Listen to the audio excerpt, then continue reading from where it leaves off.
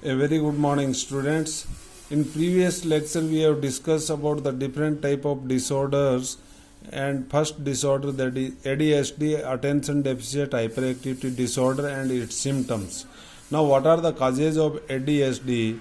Address again. I'll full form: attention deficit hyperactivity disorder. First cause is genetic cause. In this, parents are suffering from ADHD.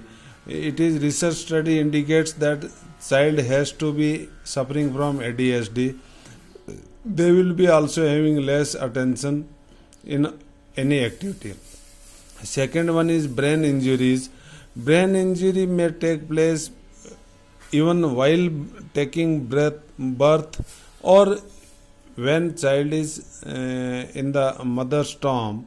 That time also, because of one or the other reason, brain injury of the sibling may take place, and that will lead to the ADHD later on. Low birth weight. During the after the birth, if child is having less weight than required, that time also it may affect the brain of the child, and child will be suffering from attention deficit. Trauma and brain injuries or brain diseases. Any kind of trauma or brain disease, that will also cause ADHD. This is also related even at the time of birth or after birth also.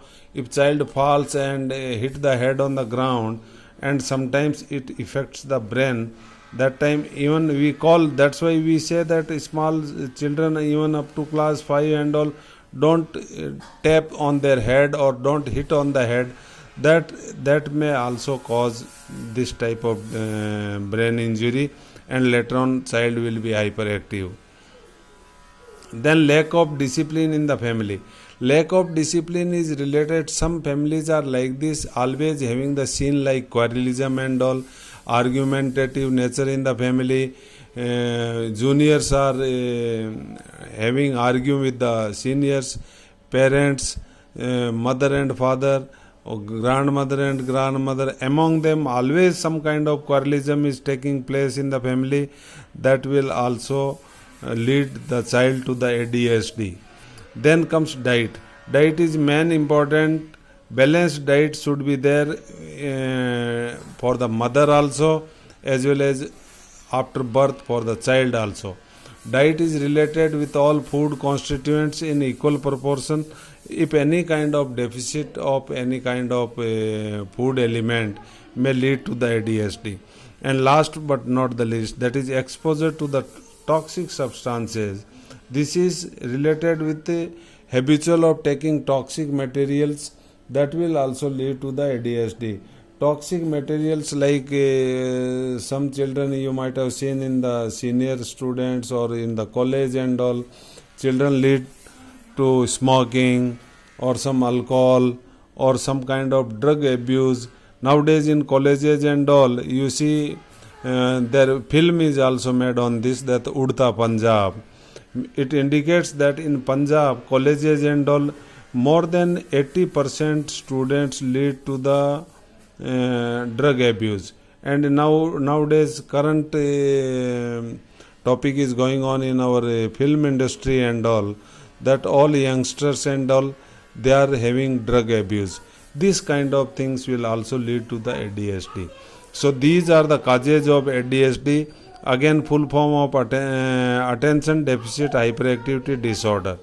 So we have to take care of this kind of disorder in our children, so they don't lead to the ADHD. In our school also you will find even one or two in every class suffering from ADHD.